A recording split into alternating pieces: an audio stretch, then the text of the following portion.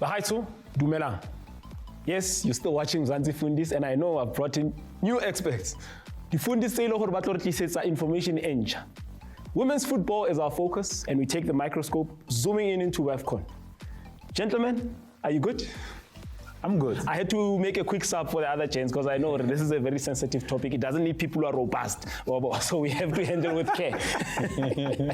So I want us to have a conversation about the lead up into AFCON, particularly focusing into what things that have been happening with SAFA.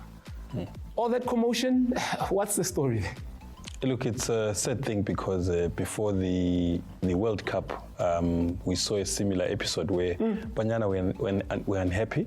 Now leading to the WAFCON, where they have to defend the WAFCON, there were issues to do with unpaid monies, unpaid bonuses, from the last two camps that they had in preparation for the WAFCON.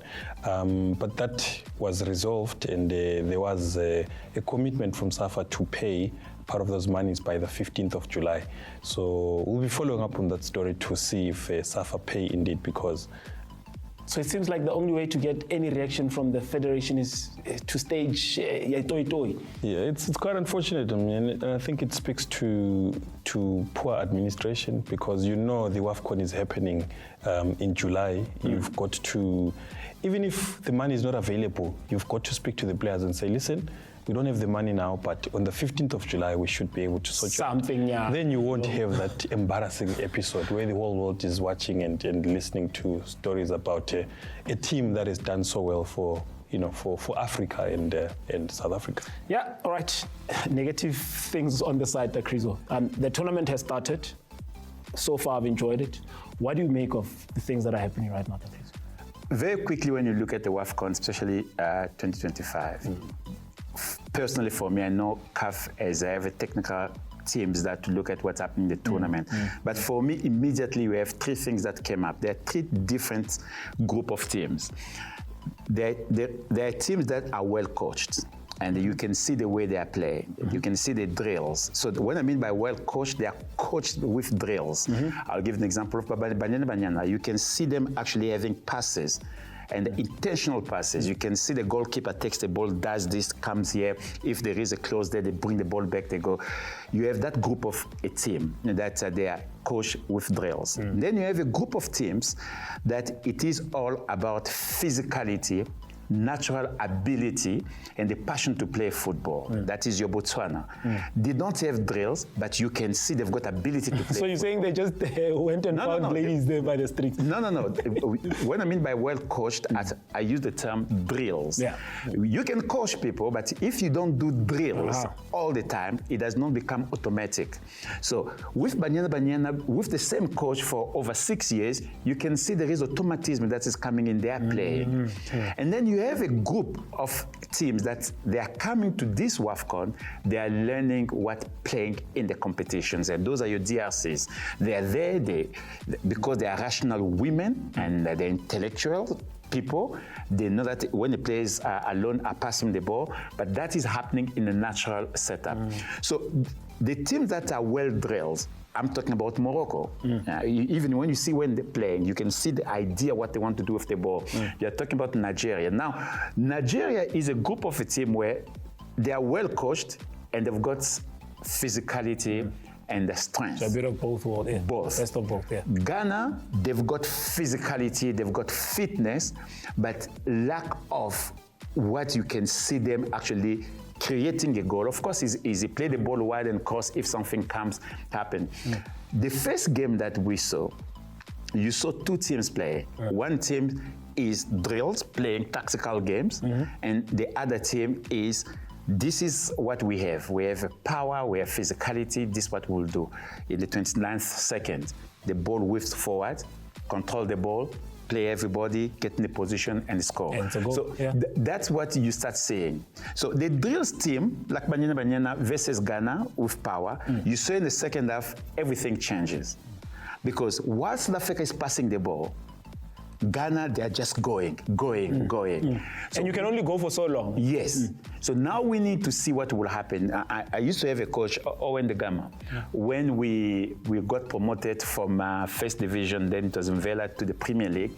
He used to tell us, if you are fit and you're not good enough, you can beat a very good team. So Ghana, they survived the second half against South Africa just because of their level of fitness and their strength.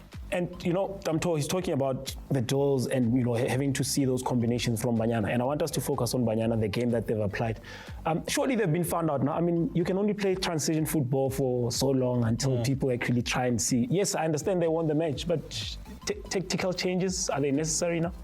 Yeah, look, I mean, when you look at the first 15 minutes of the game, you felt Ghana had a bit of control. And then obviously when Banyana scored that penalty through Linda Mutlalo, they sort of took back a bit of control. In the second half, especially after the 60th minute, I thought they sort of lost, their steam, maybe because of the weather as well. And Ghana could have scored. I am very scared for Banyana. Yeah. In the fact that it feels like they're not. It's not about confidence. They're almost arrogance. In sports, you need to be arrogant. But sometimes some of their passes, their movement, and the way they play, we are the champions. Oh, they still have that. We have the aura. Yeah. And as you are going, the game is going. And then we have to be honest that if we had the goalkeeper we had in the World Cup, we would have lost that game. Big statement. We had a very good we had a very good goalkeeper. And Chris was mentioning a very important point. A lot of people have been very critical about the goalkeeper. Why Sticks is not playing. Poetic justice. Yeah, look, I mean, I was going to come to that to say, I think Andile, you could see her experience, man. I mean, CAF experience. A goalkeeper who helps the team sort of manage the game because they needed to manage the game and sort of see out that, 2-0. Obviously, keeping a clean sheet, making a few saves, So I think she actually proved that she's one of the best, if not the best. And let me stick with you, Mtho. Siopo Singwe. She's coming. She's about to leave the team. It's a transition out, but her experience, man, you can't really buy it from a supermarket. Look, you can say, man. I think years of experience. The way she took that goal. I mean, clinical finish. But I saw she went on X and she posted to say she should have done better. She should have done better on the second chance that she got. Chance that she missed. But I think it's really gonna be tricky for Banyana because you need those kinds of players in these competitions. You see later in the competition that you'll miss a Tembi Khatlana because of your experience. And now with Jermaine also sort of bidding farewell after this WAFCON, it's going to be really difficult for Banyana. And Safa needs to address these issues because besides Safa, one big chance that South Africa, Morocco, Tunisia, they do have in this going to this WAFCON, they've got women football league. All you need as a sport person or as an athlete is to practice every time. So while we're saying goodbye to certain players, but because of the local league, you'll have in French called pépinière, where you garden. They have to mushroom all the time. Mushroom you have to is make coming. Yes. So because we have a league, we have a lot of young girls that will be coming, and then with time they will get there. The best thing that South Africa has done is to have a women football league. Yeah. But let me just say this. Yeah. You see the kind of experience that Jermaine gets from playing in Portugal, and then going to play in Mexico. You won't get it playing in the Hollywood. But you have to. You need to start in the local. You have to start in the local league for somebody to see you, so that you move there. Absolutely. So the fact that we do have a local league, for me, I think it is a great indication of Safa that is doing not good. No, correct. I mean, we have to be as critical as much as we give praise, and that is the point where we have to say kudos to the people that are running the league. That's all we have on this topic for now, because it's a continuous conversation. Do make sure that you stay with Mzansi Fundiz. When we come back, we're going to be looking at the promotions. What happened to ABC Motsepe? Dula Lerona.